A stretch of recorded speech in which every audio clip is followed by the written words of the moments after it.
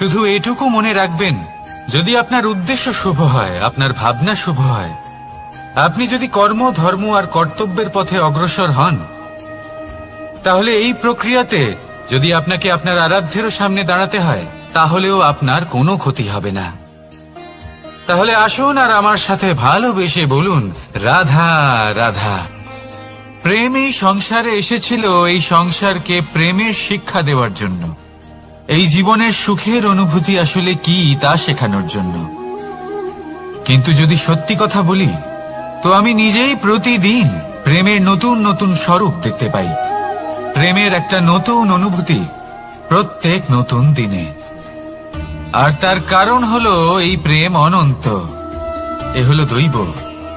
প্রেম হলো এই সংসারের সব থেকে বড় ঢাল এবং সব থেকে বড় অস্ত্র।